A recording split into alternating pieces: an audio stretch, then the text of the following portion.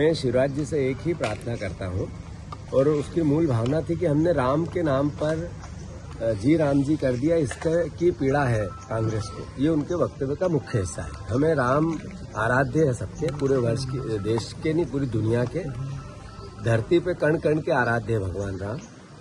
हमारे देश में 50% लोगों के नाम राम के नाम से चालू होते हैं या राम के नाम से समाप्त होते हैं। शिवराज जी, भ्रमित मत करो आप लोगों को।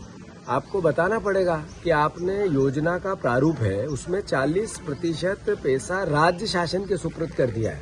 कितनी भी आप बातें करो, पर क्या मध्य प्रदेश शासन की या सरकार की या उसकी अर्थव्यवस्था परमिट करती है 40% मनरेगा में अपना पैसा देना? जो सरकार रोज 200 करोड़ रुपए कर्ज लेती है, जो आपने चलन चालू किया, जिस सरकार का आज जब मैं आपसे बात कर रहा हूँ 5,000 करोड़ रुपए का कर्ज लेगी आज सरकार।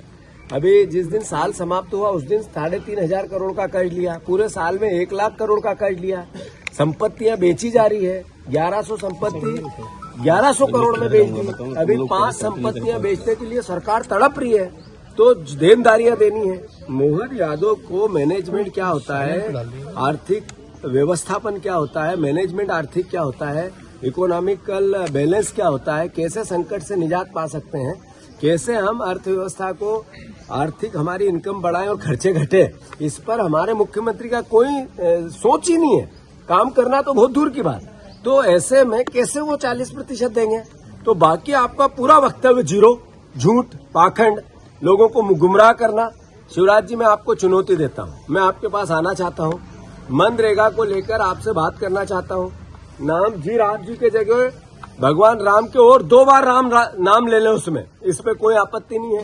पर योजना का कत्ल कर दिया आपने। मैं आपको स्पष्ट तौर पे बता दूंगा बैठ के।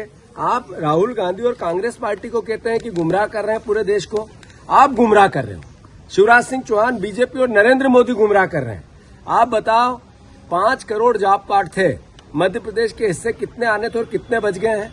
आपने जिस तरीके से योजना में 40% राज्य शासन का पैसा डालने का प्रोविजन किया, उसी दिन सीधा मैसेज दिया कि हम इस योजना का कत्ल करना चाहते हैं।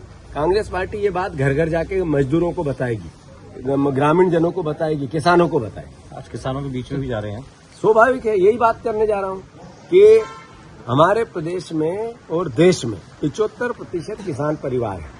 तो किसान परिवार का जब तक रक्षा नहीं होगी, खेती की रक्षा नहीं होगी, कृषि की रक्षा नहीं होगी, देश समृद्ध नहीं होता, विश्वगुरु नहीं हो सकता। देश को विश्वगुरु बनाना है तो खेती और किसानी की रक्षा करनी पड़ेगी, और वो रक्षा में सरकार का योगदान बनता है। कृषि मंत्री हमारे देश के हैं, उन्होंने झूठ बोला हमसे कि हम 3100 के धान के दाम देंगे और सरकार बनाए, 2700 के गेहूं के देंगे, सरकार बनाए। उन्होंने कहा कि हम 6000 सोयाबीन के देंगे, सरकार बनाई। आज प्याज फेंकने पड़ रहे हैं, आलू के भाव नहीं है, लहसन के भाव नहीं है, वेजिटेबल फेंकने पड़ रहे हैं। हर तरह की 97% किसान कर्ज में है। तो आखिर सरकार का रवैया ऐसा रहेगा तो कांग्रेस को किसान को जागरूक करना पड़ेगा।